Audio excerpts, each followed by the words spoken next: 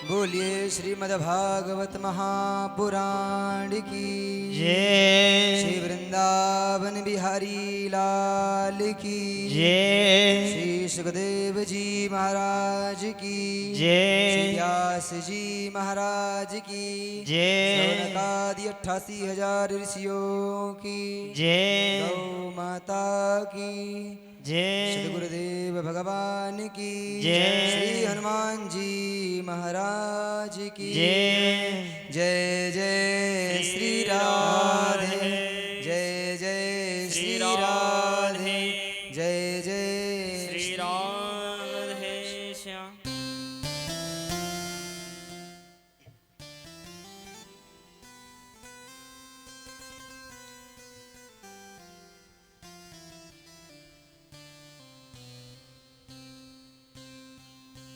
प्यारे भक्तों, भगवान की असीम कृपा से जिस श्रीमद् भागवत कथा का आनंद प्राप्त कर रहे हैं, आज इस सप्ताह ज्ञान यज्ञ का 7वां दिवस है। कल की कथा में बड़ी सुंदर महाराज प्रसंग को हमने श्रवण किया। महाराज हर एक मनुष्य के लिए, हर एक जीव के लिए है। श्री सुखदेव जी ने बड़ा बृहद व्याख्यान किया है, बड़ा सुंदर समझाया है कि परीक्षित, यदि महाराज प्रसंग को प्राप्त, उस रास को प्राप्त करना है, तो जब तक हमारे जीवन में हमारे आंखों के सम्मुख जो पड़ा हुआ ये अज्ञान रूपी पर्दा है, ये जो माया है, जब तक इनसे हम दूर नहीं होते, जब तक यह हमारे सामने से हटेगा नहीं, तब तक इस महाराज में प्रवेश होने का शुभ अवसर नहीं आ सकता।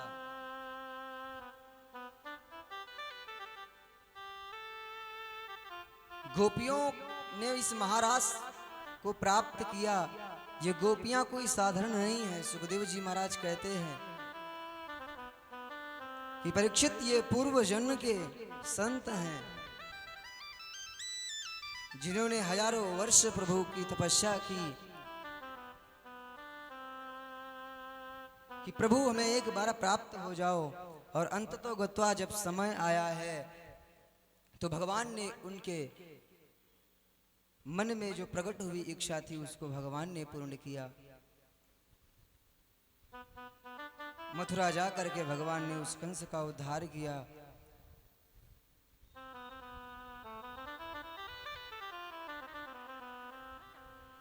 अल्प समय में भगवान ने विद्या अध्ययन किया और बड़ा ही सुंदर भगवान का कल विवाह उत्सव संपन्न हुआ।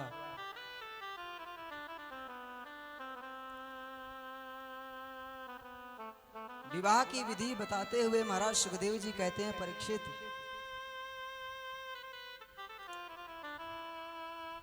भगवान के विवाह और भी हुए,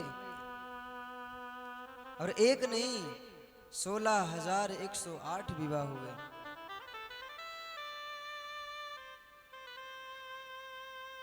लेकिन इनमें भी बड़ी विचित्र बात है, क्योंकि भगवान का कोई भी मुहूर्त नहीं था, कोई भी महाराज समय नहीं था। इस विषय में श्री परीक्षित जी महाराज ने प्रश्न किया है, तो महाराज श्री सुखदेव जी वर्णन कर रहे हैं कि कामस्तु वासुदेवांसो दग्ध प्राग रुद्रमन्युना देहोपपत्तये भूयस्तमेव प्रत्यपद्यता। महाराज श्री सुखदेव जी वर्णन करते हुए कहते हैं, परीक्षित,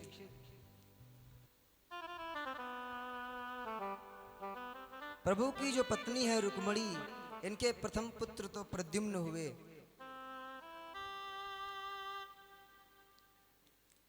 साक्षात मानो कामदेव इनके घर में आए हुए हैं, क्योंकि महाराज में जब भगवान ने परास्त किया, उसके पहले महाराज भगवान शिव ने भी इन्हें जला करके भस्म कर दिया था। इनकी पत्नी रति ने प्रार्थना की कि प्रभु ये तो देवताओं के लिए, देवताओं के कहने पर आए थे, इनका तो कोई अपराध नहीं था। भगवान शिव ने कहा वो हुआ सो हुआ, पर चिंता मत करो, आने वाले कृष्ण अवतार में तुम्हारा पति तुम्हें प्राप्त होगा। कृष्ण तनय हुई है पति तोरा, वचन अन्यथा होई न मोरा। और वही परीक्षित जी महाराज आज भगवान के यहाँ प्रथम पुत्र महाराज प्रद्युम्न जी आए। अब कभी भी जीवन में देखना कि जिसकी भी ख्याति, धन, वर्चस्व, ऐश्वर्य जब जीवन में बढ़ता है तो उसके कई विरोधी हो जाते हैं। तो आज महाराज भगवान के भी बहुत विरोधी हो गए हैं, जिनमें से एक समरासुर नाम का दैत्य भगवान के पुत्र प्रद्युम्न का हरण करके महाराज समुद्र में फेंक दिया। और प्रद्युम्न को एक मछली ने निगला। उस मछली को मल्लाह ने पकड़कर जब उदर विदीर्ण किया तो उसमें से प्रद्युम्न निकले और प्रद्युम्न को ले जाकर के समरासुर को भेंट कर दिया।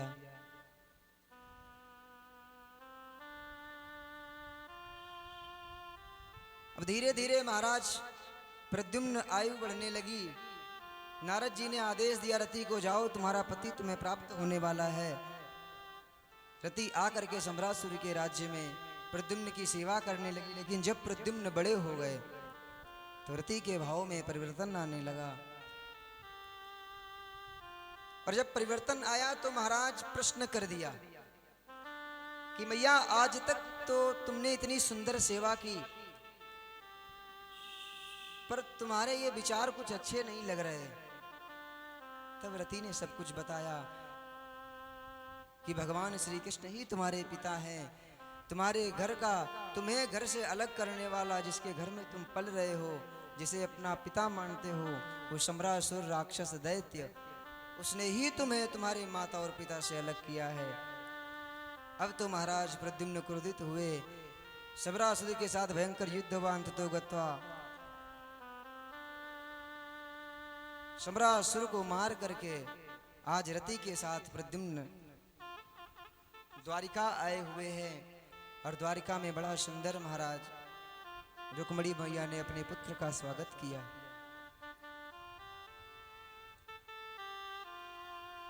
जब तक महाराज प्रद्युम्न आए तब तक भगवान के 16,107 विवाह हो चुके थे।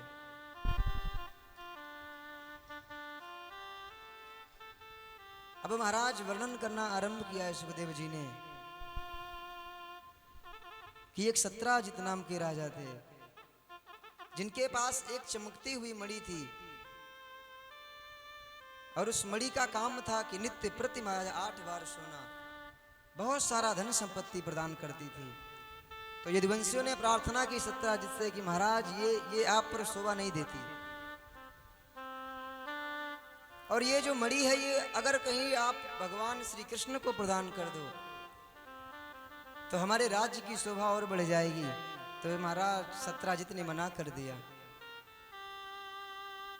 एक दिन सत्राजित का भाई उसी मणि को धारण करके शिकार खेलने के लिए गया। शेर के द्वारा जब मारा गया, वापस नहीं आया, तो सत्राजित ने मन में अनेक प्रकार के विचार उत्पन्न कर लिए और धीरे धीरे बात भगवान तक पहुंच गई।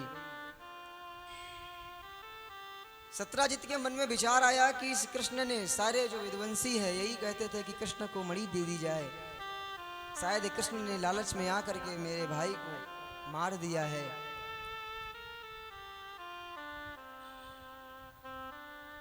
अब भगवान के मन में महाराज ऐसी बात जब पता चली, जब भगवान को ये महाराज पता चला तो भगवान आश्चर्यचकित हुए, क्योंकि जिस चीज को उन्होंने प्राप्त भी नहीं किया उसके लिए बिना मतलब का महाराज भगवान पर लांछन लग गया।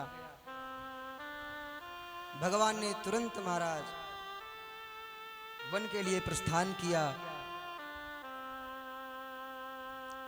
और वन में जाकर के भगवान ने देखा है कि सत्राजित का भाई कुछ दूर पर मरा हुआ पड़ा है। एक सिंह के महाराज जब पैर देखे निशान बने हुए। सो आगे बढ़ करके गए, देखा कुछ दूर पर सिर भी पड़ा हुआ है, पर मणि नहीं मिली। वहां पर देखा कुछ और पैरों के निशान हैं। सो बढ़ते बढ़ते एक गुफा में पहुंच गए, जहां पर जामवंत जी महाराज निवास करते हैं। गुफा के अंदर जो ही भगवान ने प्रवेश किया कि जामवंत जी की बेटी जाम्बवंती उस मणि से खेल रही थी, और इतना दिव्य प्रकाश है उस मणि में कि भगवान ने दूर से ही देखा कि इतना प्रकाश इस महाराज गुफा में कैसे। पास में जाकर भगवान पहचान गए, और जो महाराज जाम्बवती की दृष्टि भगवान पर पड़ी सो चीख पड़ी। और अब महाराज जैसे ही बेटी की आवाज सुनी, सुदामवंश जी महाराज दौड़ते हुए आए। मेरे इस स्थान पर बिना आज्ञा किसने प्रवेश किया है? दौड़ करके महाराज भगवान के छाती पर एक प्रहार किया। अब तो महाराज भगवान ने जब प्रहार किया तो युद्ध आरंभ हुआ। सुखदेव जी कहते हैं कि 1-2 दिन नहीं, लमसम 1 महीने के आसपास 27 दिन तक भयंकर द्वंद्व युद्ध चला। कभी महाराज भगवान जामवंत जी को पटक देते, तो कभी जामवंत जी भगवान को पटकते। ऐसे करते हुए भगवान को 27 दिन बीत गए, और 27 दिन बाद भगवान ने याद किया कि अब तो कुछ ज्यादा ही समय हुआ है। सो भगवान ने एक बार उठा करके जामवंत जी को ऐसा पटका कि जामवंत जी महाराज की हर एक नस ढीली हो गई। जामवंत जी ने हाथ जोड़ा भगवान के और प्रार्थना की, प्रभु मैं पहचान गया कि आप ही मेरे राम हो। पर प्रभु आप इस स्थान तक कैसे आए? भगवान ने कहा, सारा वृत्तांत भगवान ने सुनाया कि इस मणि के लिए मैं यहां तक आया हूं और मुझे मणि लेकर जाना है। जामवंत जी ने कहा, ये तो मैं बेटी को समर्पित कर चुका हूं, और बेटी का धन कभी पिता को नहीं लेना चाहिए। भगवान ने कहा, जामवंत जी मैं मणि लेकर के जाऊंगा, क्योंकि इस मणि के पीछे मेरे को बहुत बड़ा कलंक लगा हुआ है। क्या करूं? तो जामवंत जी महाराज कहने लगे, प्रभु मणि के साथ साथ अगर आप बेटी भी ले जाओ सो दहेज रूप में आपको प्राप्त हो सकती है। जामवंत जी ने कहा, प्रभु मेरी बेटी इतनी सुंदर तो नहीं है जो आप उसे प्राप्त करें, या आपको जिस जैसी महाराज सुंदर स्वरूपा पत्नी चाहिए उस लायक तो नहीं है। भगवान ने कहा, मैं इस स्वरूप को नहीं देखता हूं,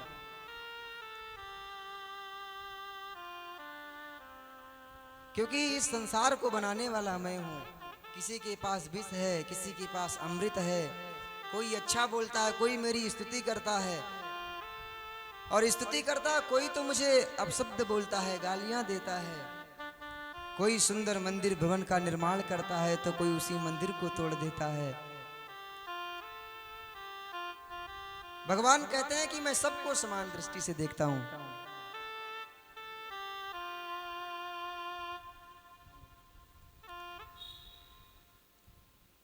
मेरी दृष्टि में जो भी व्यक्ति है, जो भी मनुष्य है, जो भी जीव है, सब समान दृष्टि में है। और भगवान ने उसी समय जाम्बवती को अपनी पत्नी रूप में स्वीकार किया, और जामवंत जी से वो मणि लेकर के भगवान वापस आए। उस मणि को सत्राजित को प्रदान किया। सत्राजित महाराज बड़े शर्मिंदा हुए।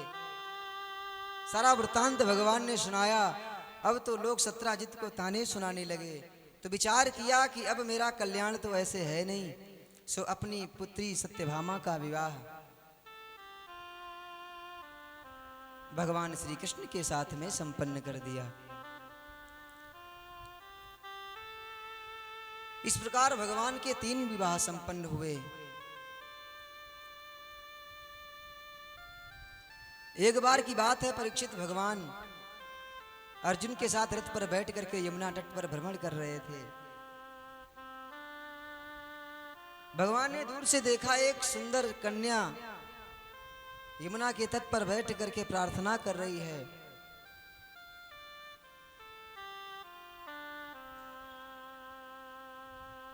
तपस्या कर रही है। भगवान ने देखा सो अर्जुन से कहा, अर्जुन जाओ जाकर के पूछो। अर्जुन ने पूछा, देवी आप कौन हो?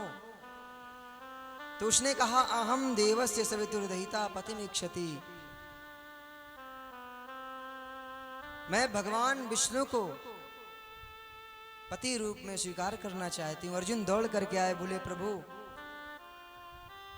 ये भी आपका गुणगान गा रही है, ये भी आपको प्राप्त करना चाह रही है। अर्जुन ने महाराज परिचय कराया है और भगवान ने कालिंदी को भी पत्नी रूप में स्वीकार किया। इस प्रकार परीक्षित भगवान के 4 विवाह संपन्न हुए। 5वां विवाह अवंतिका अर्थात उज्जैन से, जहाँ के राजा हैं मित्र और अरविंद, विंद और अरविंद, उनकी महाराज बहन मित्र वृंदा के साथ भगवान का 5वां विवाह संपन्न हुआ। इसके बाद सत्या के साथ भगवान का विवाह संपन्न हुआ। श्रुति के साथ भगवान का विवाह संपन्न हुआ। और इसके बाद भगवान ने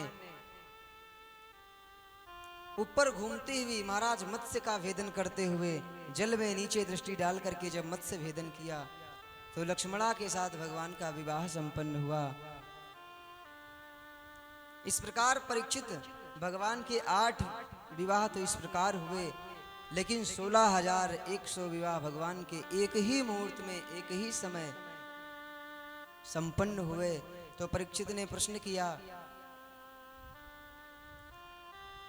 क्योंकि एक विवाह करने में तो इतनी सारी व्यवस्थाएं लगती हैं, और प्रभु इतनी कन्याएं एक साथ एकत्रित कहां पर हुई? भाई 10-5 हो, 100-200 हो सो ठीक है, पर 16,000 कन्याएं महाराज कहां से उपस्थित हो गईं?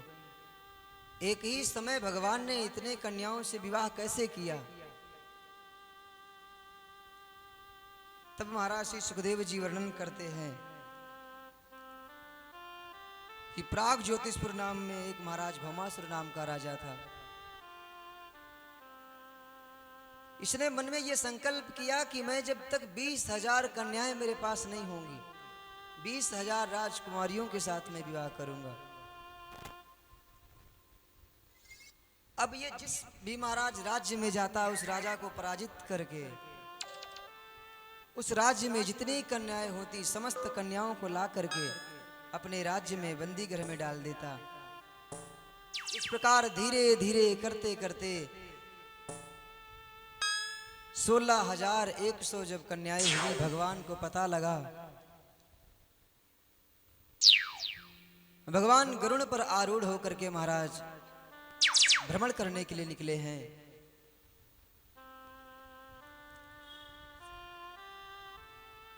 और जैसे ही महाराज भगवान सत्यभामा को लेकर के भौमासुर के राज्य में गए, आज वहां की जितनी भी महाराज कन्याएं हैं भगवान कृष्ण को याद कर रही हैं। और जब कोई सच्चे भाव से भगवान को याद करता है तो भगवान उससे दूर नहीं रहते। भगवान उस राज्य में प्रवेश करते हैं तो मुर नाम का एक पंचमुख वाला दैत्य भगवान पर प्रहार करता है। भगवान ने उसके 5 सिर को महाराज धड़ से अलग कर दिया, इसलिए भगवान का नाम मुरारी पड़ गया। बोलो बांके बिहारी लाल की, श्रीमद् भागवत महापुराण की। भगवान ने जाकर के उस भौमासुर को महाराज दंड दिया। भगवान के साथ भयंकर संग्राम हुआ। अंततः गत्ता महाराज उसका वध करके उन समस्त कन्याओं को भगवान ने बंदी गृह से मुक्त किया।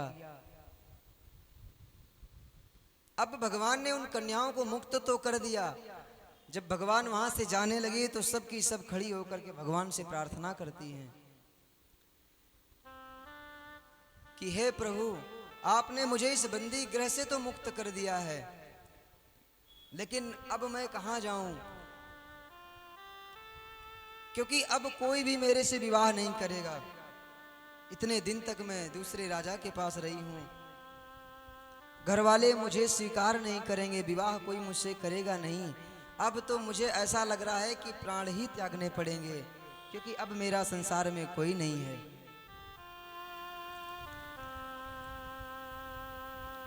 मुझे अब संसार में कोई भी अपना नहीं दिखाई दे रहा है। मुझे ऐसा लग रहा है कि अपने प्राण त्यागने पड़ेंगे। अब महाराज भगवान ने बड़े सुंदर भाव से उधर देखा है और देख करके महाराज उन समस्त देवियों से भगवान कहते हैं कि प्रभु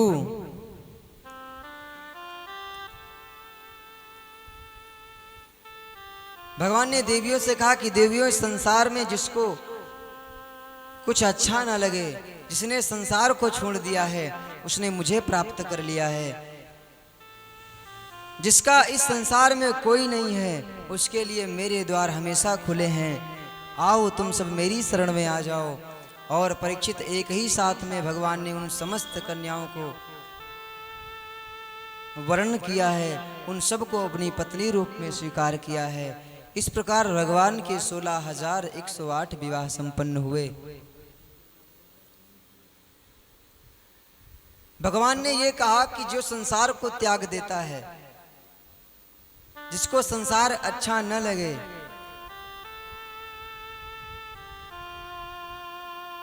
उसके लिए मेरे द्वार हमेशा खुले हुए हैं। और जो संसार में जाता है वो फिर मेरे तक नहीं पहुंच पाता है, क्योंकि मुझ तक पहुंचना है तो मेरे से संबंध जोड़ना पड़ेगा। किसी अन्य का आश्रय लेकर के महाराज भगवान की प्राप्ति नहीं हो सकती। संसार को प्राप्त करके भगवान की प्राप्ति नहीं हो सकती। वह और की चिंता करे ना करे, जिसे आश्रय ही हरि नाम का है। बस सार्थक जन्म उसी का है, हरे कृष्ण जो चाकर श्याम का है। वह और की चिंता करे ना करे, जिसे आश्रय ही हरि नाम का है। उसे स्वर्ग से मित्र प्रयोजन क्या, नितवासी जो गोकुल धाम का है। बस सार्थक जन्म उसी का जहाँ, हरे कृष्ण जो चाकर श्याम का है। बिना कृष्ण के दर्शन से जग में ये जीवन ही किस काम का है। जो भगवान के द्वार जाना है, यदि भगवान की शरण ग्रहण करनी है तो भगवान की तरफ जाना पड़ेगा। देवियों ने कहा मेरा कोई नहीं है। भगवान ने कहा सब की सब मेरे घर आ जाओ, मेरी शरण में आओगी तो कल्याण हो जाएगा। भगवान की कृपा प्राप्त कर ली है उन गोपियों ने। हो मैंने बांध लिया प्रेम वाला कंगना, हो मैंने बांध लिया प्रेम वाला कंगना। अरे आओ आओ हरि आओ मोरे अंगना। हो आओ आओ हरि आओ मोरे अंगना। हो आओ आओ हरि आओ मोरे अंगना। हो मैंने बांध लिया, हमने बांध लिया, मैंने बांध लिया प्रेम वाला कंगना। आओ आओ हरि आओ मोरे अंगना।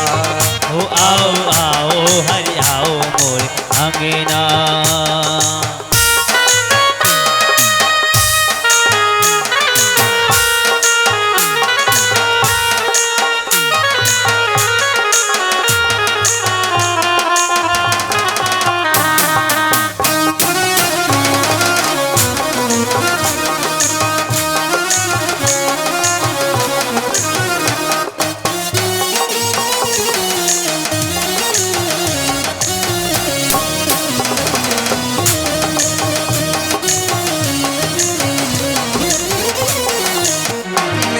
मन पापी प्रभु पावन तू कर दे।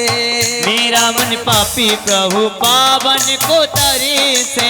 मेरा मन पापी प्रभु पावन तू कर दे। मेरा मन पापी प्रभु पावन को तरी से। तेरा मेरा नाता जुड़े मुझे ऐसा भर दे। तेरा मेरा नाता जुड़े मुझे ऐसा भर से। हाँ तेरा मेरा नाता जुड़े मुझे ऐसा भर दे। तेरा मेरा नाता छोड़े मुझे ऐसा भर से। यही मांग मेरी आहा। ओ यही मांग मेरी और कोई मांगना। आओ आओ हरि हरे अंगना। हो आओ आओ हरि आओ मोरे आंगना। हाँ आओ आओ हरि आओ मोरे अंगना। हो आओ आओ हरि आओ मोरे आंगना।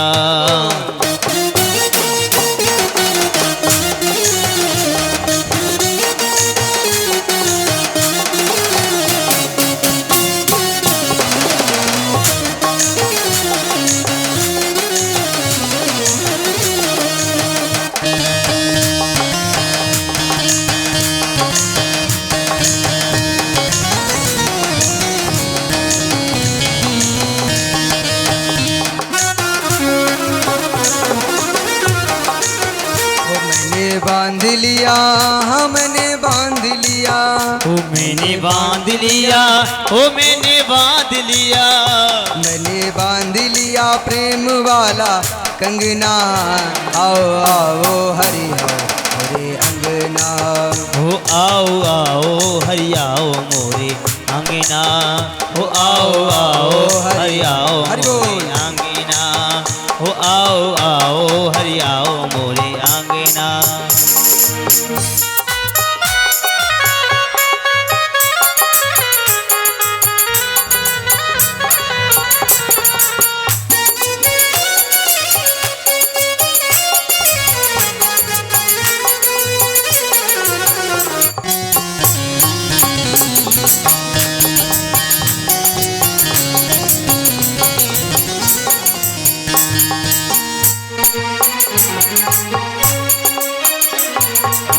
हे मेरे श्याम प्रभु तेरा गुण गाऊं मैं। मेरे श्याम प्रभु तेरा बनाऊं मैं।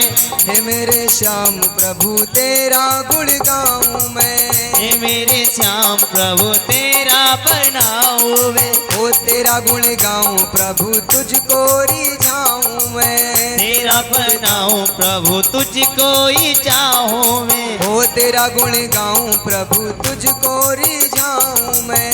तेरा बनाऊं प्रभु तुझको ही चाहूं। तेरे सिवा प्रभु हाँ तेरे सिवा प्रभु और कोई संग ना।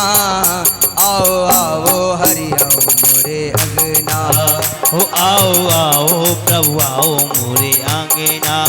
तो मैंने बांध लिया हमने बांध लिया। मैंने बांध लिया, हो मैंने बांध लिया। मैंने बांध लिया प्रेम वाला कंगना। आओ आओ हरि आओ मोरे अंगना। हो आओ आओ हरि आओ मोरे आंगना। मेरी सरकार का दीदार बड़ा प्यारा है। मेरी सरकार का दीदार बड़ा प्यारा है। कृष्ण मेरा प्यारा गोविंद बड़ा प्यारा है। कृष्ण मेरा प्यारा गोविंद बड़ा प्यारा है। ओ कृष्ण मेरा प्यारा गोविंद बड़ा प्यारा है।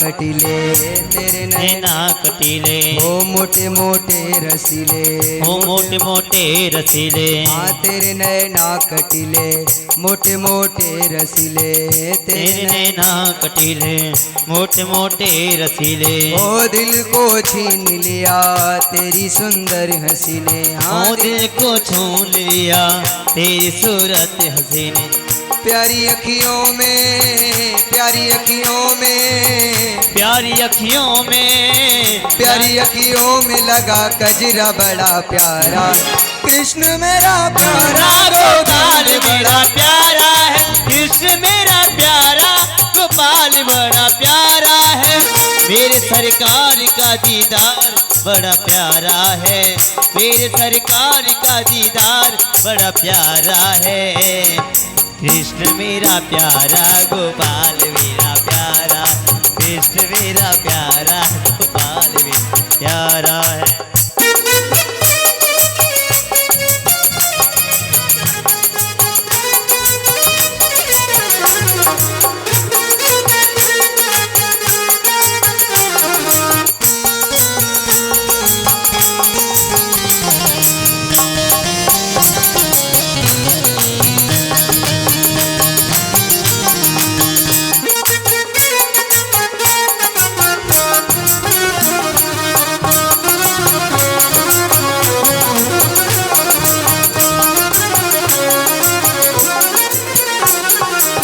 ओ मेरे श्याम पिया, ओ मेरे श्याम पिया, ओ मैंने दिल तुझको दिया, मैंने दिल तुझको दिया, ओ मेरे श्याम पिया, मैंने दिल तुझको दिया, ओ मेरे श्याम पिया, मैंने दिल तुझको दिया, हाँ प्रेम तुमसे ही किया, तूने क्या जादू किया, प्रेम तूने भी किया, तूने क्या जादू किया, तेरी यादों में, तेरी यादों में, तेरी यादों में तिर के अंग मेरा सारा है, तेरी यादों में तेरा ढेर के अंग सारा है, कृष्ण मेरा प्यारा गोविंद बड़ा प्यारा है, कृष्ण मेरा प्यारा गोविंद मेरा प्यारा है, कृष्ण मेरा प्यारा गोविंद बड़ा प्यारा है, कृष्ण मेरा प्यारा गोविंद मेरा प्यारा है, कृष्ण मेरा प्यारा गोविंद बड़ा प्यारा है, कृष्ण मेरा प्यारा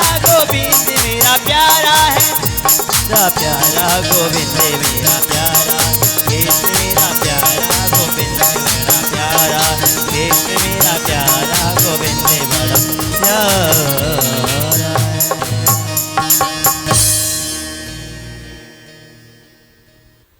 ओ आओ आओ हरि आओ मोरे अंगना, मैंने बांध लिया प्रेम वाला कंगना, आओ आओ प्रभु आओ मोरे अंगना। गोपियों ने अपने महाराज जीवन को कृतार्थ किया, समस्त कन्याओं को भगवान ने अपनी शरण प्रदान करी है, और आज भगवान के 16,108 विवाह संपन्न हुए। दिनचर्या के विषय में महाराज प्रश्न करते हैं,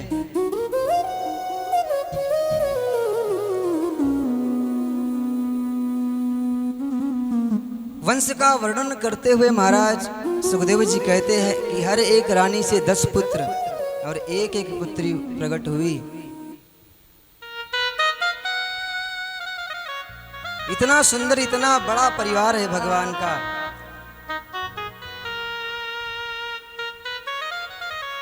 सुखदेव जी कहते हैं, प्रभु इतने बड़े परिवार के साथ कैसे रहते हैं? इतना बड़ा परिवार है भगवान का, कभी हास परिहास, कभी क्रोध, कभी झगड़ा, कभी लड़ाई कुछ हुआ है प्रभु? एक बार महाराज सुखदेव जी वर्णन करते हुए कहते हैं कि भगवान के मन में एक बार ऐसा विचार आया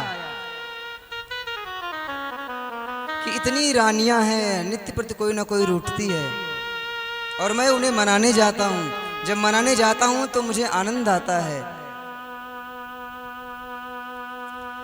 भगवान ने विचार किया कि कोई ना कोई तो रोज रूठती है, लेकिन आज 20 से 25 वर्ष हो रहे हैं लमसम विवाह के, लेकिन रुक्मणी के मुख पर कभी भी मैंने उदासी नहीं देखी। रोने की तो बात छोड़ दो।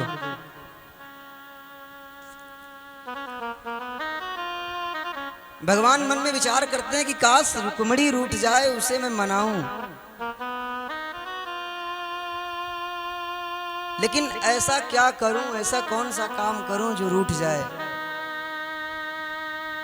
तो मन में विचार बना करके भगवान आज महल में रुक्मणी के प्रवेश करते हैं और सीधे शांत मुद्रा में जाकर के भगवान आसन पर बैठ गए।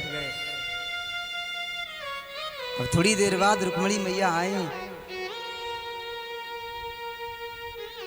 रुक्मणी मैया ने भगवान को देखा कि इतना लटका हुआ चेहरा है, बिल्कुल उदास हैं, कुछ ना तो बोल रहे हैं ना कहीं देखना है, नेत्र नीचे किए हुए हैं।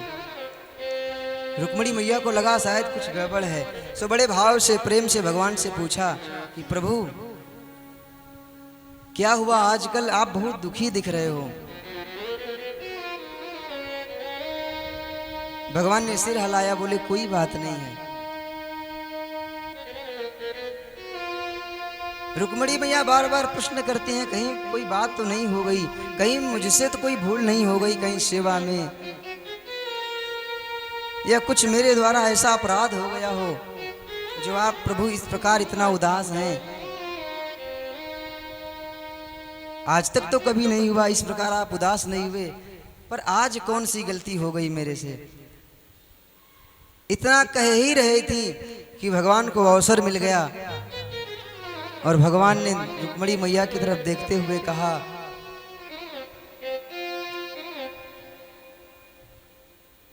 कि रुक्मणी तुमने मुझसे विवाह किस लिए किया था।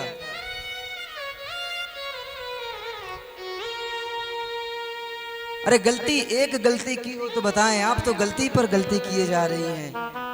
अब तो मैया के होश उड़ गए। भगवान ने कहा, पहली बात तो तुमने मुझसे विवाह क्यों किया था।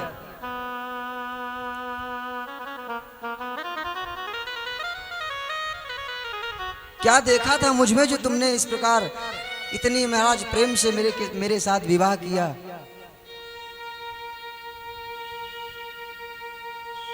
भगवान ने एक बार नजर उठा करके देखा कि जरा सा क्रोध आया है कि नहीं, लेकिन रुक्मणी मैया को क्रोध नहीं आया। तो भगवान और छेड़ने लगे, अरे तुम्हें दिखता है कि ये कृष्ण बड़ा बलवान है, मेरी वीरता को देख करके तुमने विवाह किया था। अरे इस चक्कर में भी मत पड़ना, क्योंकि जब शत्रु बलवान पड़ जाता है सो मैं रण छोड़ करके भाग जाता हूँ। और मेरे जैसे डरपोक व्यक्ति से आपने इतने प्रेम से विवाह कैसे कर लिया। क्या मिला तुम्हें मुझसे विवाह करके। तुम्हें लग रहा होगा कि मेरा खानदान अच्छा है, मैं देवकी का लाला हूँ या मैं यशोदा का लाला हूँ। यहाँ पर भी तुमने गलती कर दी।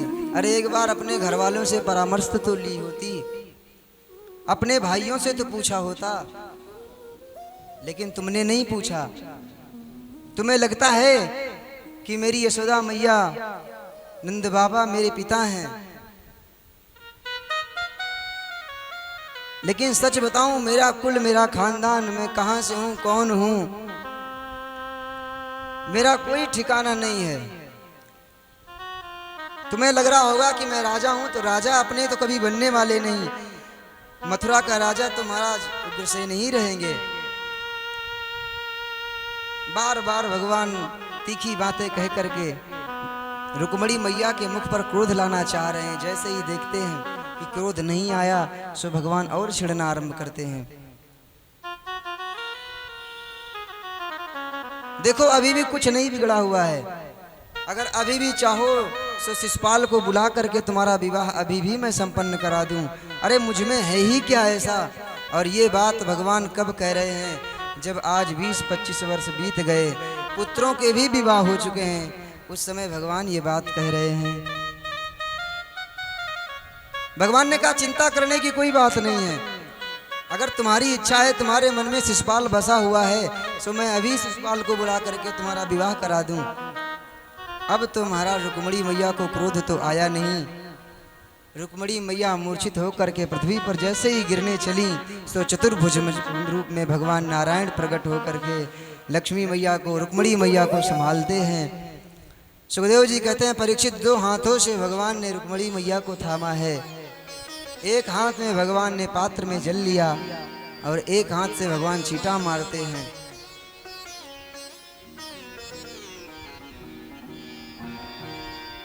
क्या दिव्य छवि है भगवान की। इस महाराज छवि को देख करके आनंद आ गया।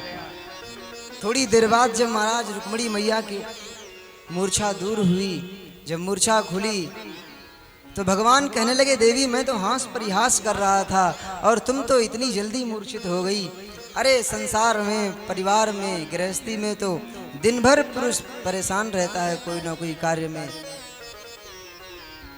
कार्य क्षेत्र से जब दिन भर काम करके शाम को घर आता है तो पुत्रों के साथ, पत्नी के साथ कुछ समय बातें करके प्रसन्नता पूर्वक उसका जो महाराज कार्य क्षेत्र है, जो दिमाग में बनी हुई टेंशन है, वो कम हो जाती है और वो सब कुछ भूल जाता है और आनंद से उसे नींद आ जाती है।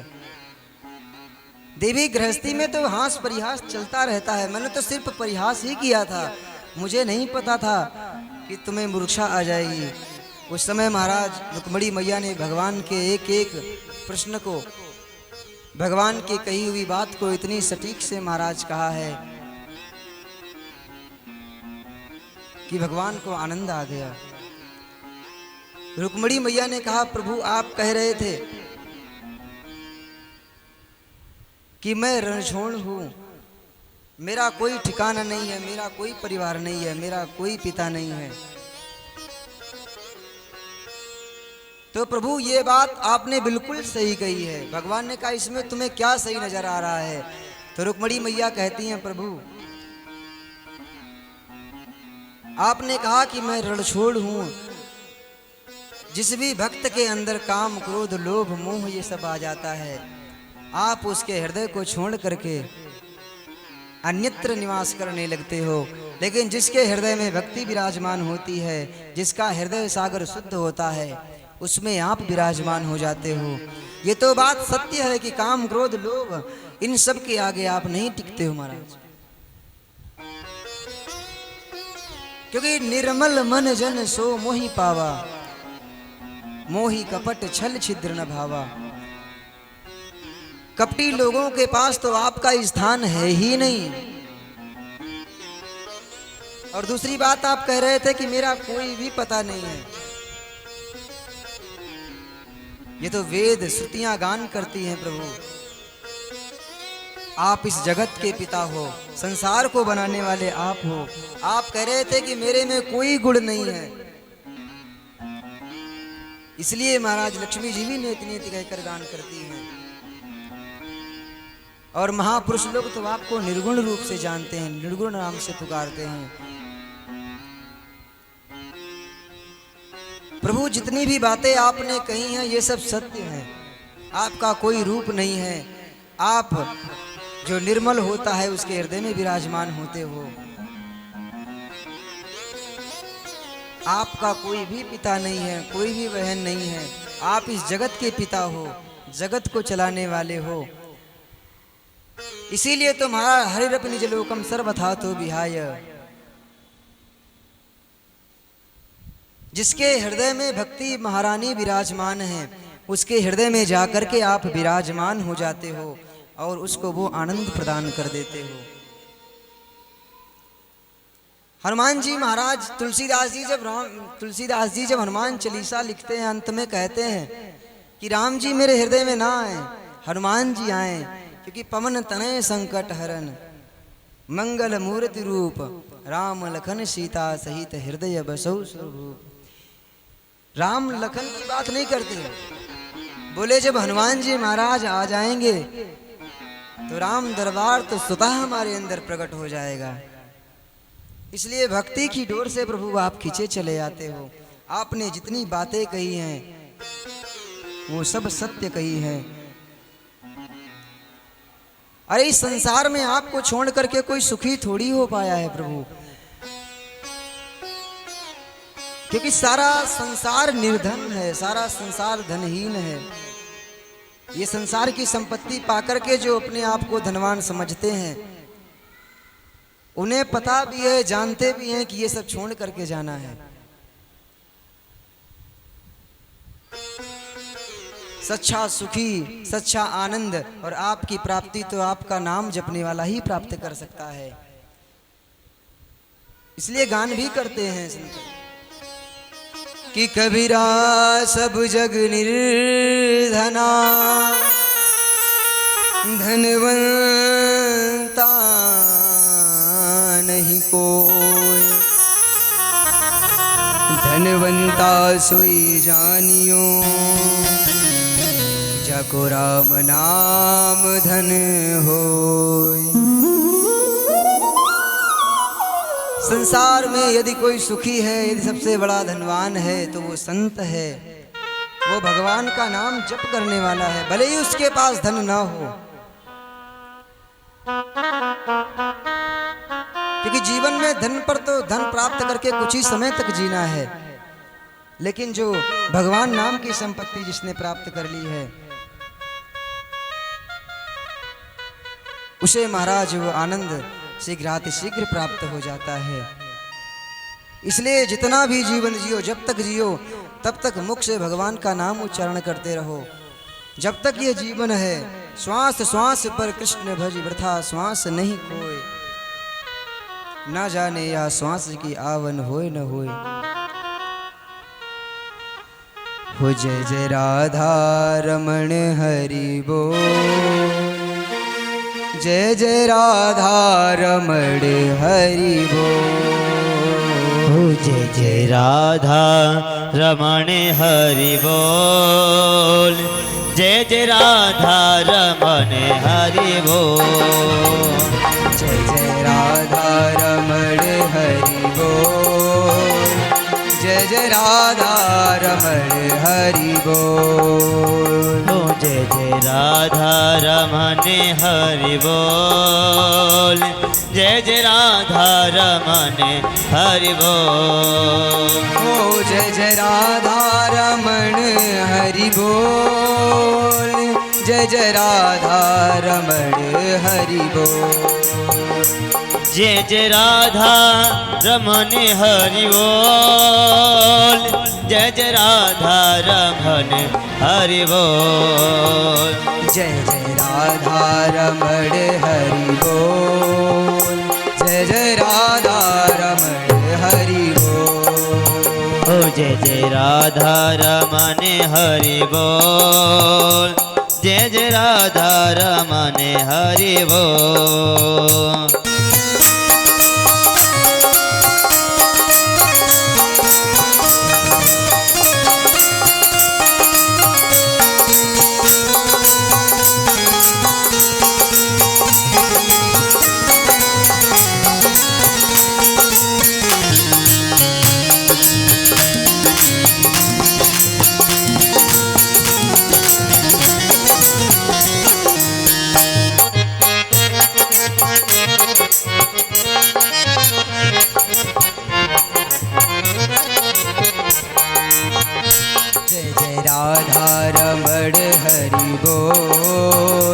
जय जय राधा रमण हरि बोल, जय जय राधा रमण हरि बोल, जय जय राधा रमण हरि बोल, ओ जय जय राधा रमण हरि बोल, जय जय राधा रमण हरि बोल, जय जय राधा, जय जय राधा रमण हरि बोल, जय जय राधा रमण हरि बोल, जय जय राधा रमण हरि बोल, जय जय राधा रमण हरि बोल, जय जय राधा रमण हरि बोल, जय जय राधा रमण हरि बोल, जय जय राधा रमण हरि बोल, जय जय राधा रमण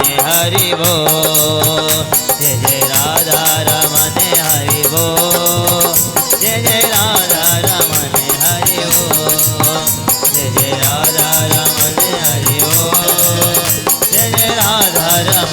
हरि बोल जय जय राधा रमन